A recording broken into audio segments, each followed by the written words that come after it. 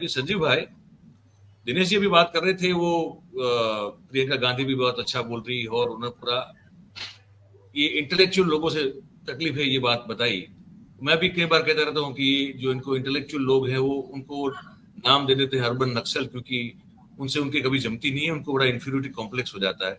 प्रियंका गांधी ने कुछ कह दिया था कि वो इंदिरा गांधी का नाम लेने पर मुझे मेरा नाम, मतलब मोदी साहब ने अपने भाषण में जिक्र किया कि कुछ कांग्रेस के लोग जो है वो इंदिरा गांधी के नाम पर चुनाव जीतना चाहते हैं। फिर उन्होंने बड़ा मुंह तोड़ जवाब दिया। पर एक बात ये भी कही थी ना मोदी साहब ने, जो जिसका जिक्र प्रियंका ने किया, कि कांग्रेस का खून में कुछ खराबी, ऐसा कुछ यस कहा था ना। तो ये अब ये कैसे, मतलब किस तरह से खून में खराबी हुई? प्रियंका गांधी ने बड़ा मजबूत जवाब दिया कि पैथोलॉजी लेबोरेटरी भी खोल के रखी है क्या, इन्होंने ये कहा था उन्होंने। पर यही सब बचा है क्या, मतलब चुनाव लड़ने में, प्रोपोगेट करने में, सब यही सब कुछ बचा है कि ये चले जाए केदारनाथ तो इनके पीछे पड़ जाओ, या कांग्रेस का खून खराब कह दो, या इंदिरा गांधी का नाम क्यों ले रहे हो? बस यही सब बचा है कि कुछ है कांग्रेस के पास, ये बीजेपी के पास अभी? क्या लगता है? नहीं, मयूर जी आप बेहतर जानते हैं गुजरात में जो कुछ होता रहा है, आपने बहुत नजदीक से देखा है। पॉलिटिक्स है जहां खड़े हैं, खासकर अब ये जो 10 साल का इनका दौर है मोदी जी का, मुझे लगता है सारी चीजें इनकी लगभग लगभग समाप्त हो रहा है। हमारे पूर्व के जितने भी पैनलिस्ट हैं, प्रोफेसर साहब ने बहुत अच्छे से सनातन की व्याख्या कर दी। राय साहब ने बता दिया कि एजेंडा कांग्रेस की ओर चल रही है, और दिनेश जी ने भी बाकी चीजें कही, लगभग लगभग सारी चीजें। लेकिन मुझे लगता है जो मूल भाव है वो है आडंबर और सादगी। राहुल गांधी बहुत सादगी के साथ में इनकी जितनी भी आडंबर था उसको समाप्त कर रहे हैं, उसको वो एक्सपोज कर रहे हैं, सीधी सीधी बात। और यही बात प्रियंका गांधी कर रही है। प्रियंका गांधी, अभी हमारे मध्य प्रदेश में चुनाव चल रहा है, 5 जो राज्य हैं जहां भी हो रहा है वो इश्यू पर बात हो रही है। उनके जितने भी दौरे हैं, राहुल गांधी भी यहाँ आते रहे हैं, आए हैं, अभी फिर उनका यहाँ रोड शो होना है, बहुत धुआंधार रोड शो की तैयारी। आज अभी इस वक्त इंदौर में एक रोड शो चल रहा है प्रियंका गांधी का, और वहां जो मैंने अभी कुछ देर पहले जो वहां के फुटेजेस देखे, बेइंतहा भीड़ है। तो है ये कि अब इनके पास वो बात करती हैं महंगाई, राहुल गांधी बात करते हैं महंगाई, वो बात करते हैं बेरोजगारी, वो बात करते हैं जो जो इनके दावे या वादे थे उस पे वो बात कर रहे हैं भाई बहन दोनों। मल्लिकार्जुन खड़गे ने भी वही सारी बातें लगभग मध्य प्रदेश आकर की हैं, या अन्य नेतागण भी उसी पिच पर हैं जो मूल विषय है, जो आम जन से जुड़े हैं। और अब बहुत सारी ऐसी चीजें हैं जो एक्सपोज हो चुकी हैं। अब ये इन्होंने कोशिश की है मध्य प्रदेश में, या और भी जो जहां भी राज्यों में चुनाव हो रहे हैं वहां प्रयास किया गया है कि सनातन को भी लाया जाए, पाकिस्तान भी आए, हमास भी आए, सब कुछ कोशिश कर चुके।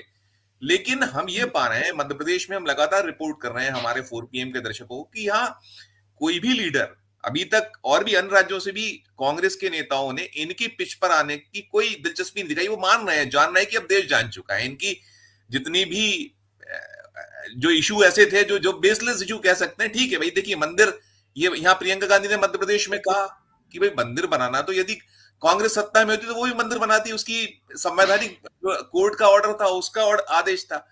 अब तकलीफ क्या है कि राहुल गांधी एक ऐसा फिगर है, कहीं भी जाएगा तो पहचाना और जाना तो जाएगा, वो बिना पहचाने तो नहीं जा सकते, वो कहीं भी जाए। अब वो अगर केदारनाथ गए हैं और उन्होंने सादगी के साथ में जो कुछ किया वहां हुआ, और हमारे पूर्व के वक्ता बता चुके हैं, हम इस पर पहले भी चर्चा कर चुके हैं कि वहां तो चित्र आते हैं, वही जो कहा कि कैमरा एक्शन, वो उसके साथ में सारा कुछ मध्य प्रदेश में हम लगातार देखते रहे। मध्य प्रदेश में मोदी जी लगातार, मध्य प्रदेश अभी पिछले साल भर में कितनी बार आ चुके हैं, अब गिनती भी अब याद रहना संभव नहीं हो पाती, अच्छा, वर्चुअली भी ये बराबर। महाकाल तो जाते हैं, लेकिन काल भैरव नहीं जाते कभी?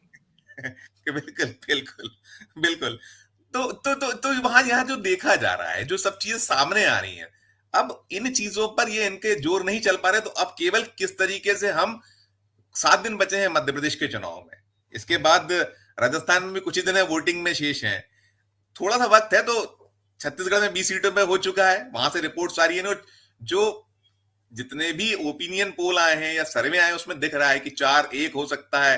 राजस्थान में भली एक इनके लिए थोड़ी सी खुशी की बात है, लेकिन वहां भी जो प्रयास चल रहे हैं उसमें भी टाइम है, तो जो कुछ भी होना है हो जाएगा। 4-1 की बात है। तो जो घबराहट है, बेचैनी है, मुश्किलें हैं, वो कैसे तो भी इन इश्यूज पर, देखिए अब ये भी देश में सिद्ध हो गया कि वो पप्पू वाला जो वो था, राहुल गांधी ने क्लेवरली पूरे तरीके से खत्म कर दिया। आप यूथ में जाइए, आम आदमी में जाइए, तो वो कई चीजें मानने लगी है कि नहीं, बहुत सारी चीजें जो हमारे भ्रम से दूर हुए हैं, इनकी जो डर्टी पॉलिटिक्स होती थी, फैक्ट्रीज होती थी, वो भी एक्सपोज हो गई। जो आपने भी मयूर भाई खुद ने कहा कि कांग्रेस ने मतलब थोड़ा सा प्रहार करना शुरू कर दिया, उसका जो अपना अपना सेल है वो भी सब चीजें एक्सपोज कर रहा है। तो अब जो कुछ भी ये है, इन हालातों में इनके पास सिवाय की, और एक तो दिलचस्प, मैंने कल भी इस चीज को रिपोर्ट किया था, कल जब प्रधानमंत्री नरेंद्र मोदी यहाँ मध्य प्रदेश में थे, तो उन्होंने उस पिच पर आकर खेलने का प्रयास किया जो राहुल गांधी जी लगातार जिस बात को उठा रहे हैं, वो जातिगत जनगणना की जो बात कर रहे हैं, वहां वो उस पिच पे दिखे। उन्होंने वो दलित वाला, वो चीफ इंफॉर्मेशन कमिश्नर वाला उदाहरण देकर कांग्रेस को कटघरे में खड़ा करने का प्रयास किया। तो पहले नहीं हो रही थी ये बातें।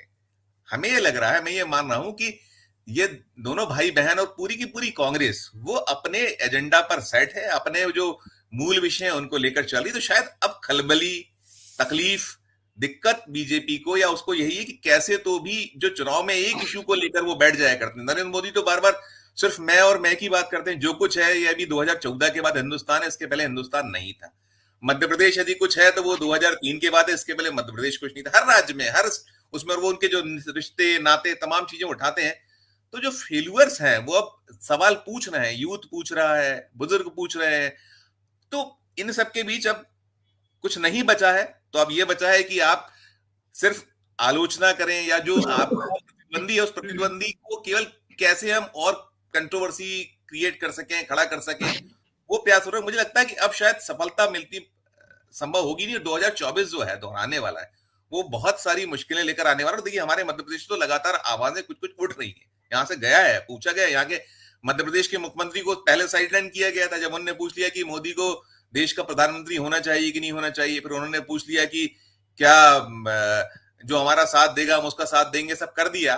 तो चीजें पलटने लगी, आने लगी। और अब तो देखिए वसुंधरा जी का भी नाम अब तो आ रहा है कि अब जो खबरें गोदी मीडिया के की ओर से खबरें आ रही कि वसुंधरा जी को प्रोजेक्ट करने वाली है, सूचना हो सकती है। तो अब इनकी जो दौर है, दिन है, शायद खत्म हो रहे हैं और मुश्किलें इनकी बढ़ने वाली है। मयूर जी। बिल्कुल बिल्कुल बिल्कुल। अब मैं आखिरी एक एक अंतिम टिप्पणी सबसे संक्षिप्त में लेना चाहूंगा कि एक तो हम समझ में आ रहा है कि भाई ये जो इनका ठेका उन्होंने जो लेके रखा हुआ है कि भाई सनातन हिंदुत्व, अब वो तो हम ही ठेकेदार है और कोई इसमें सैन लगा दे वो कैसे चलेगा। तो वहां बहुत तकलीफ हो रही है। तो अंतिम संक्षिप्त में लेना चाहूंगा, स्वामी जी अगर सनातन के सही में ये लोग उपासक हैं तो किसी भी शंकराचार्य की शरण में जाते हुए या किसी भी शंकराचार्य का आशीर्वाद लेते हुए, या तो उनको जो उचित आदर के साथ सम्मान देते हुए, हमने तो कभी, आपने भी कभी, किसी ने भी कभी मोदी साहब को या बीजेपी को तो देखा नहीं है जो कि मूल दंड धारक है सनातन धर्म के। भाई मयूर जी ऐसा कीजिए, एक बार 4 PM में मोहन भागवत जी और अखिल स्वामी का सनातन धर्म पे शास्त्रार्थ करा दीजिए। और उसके बाद मैं ये गारंटी देता हूं मोहन भागवत प्रोफेसर अखिल स्वामी का शिष्यत्व ग्रहण कर लेंगे। दूसरी एक और चीज बता दें, राय साहब हैं, राजनीतिज्ञ भी हैं, प्रोफेसर भी हैं।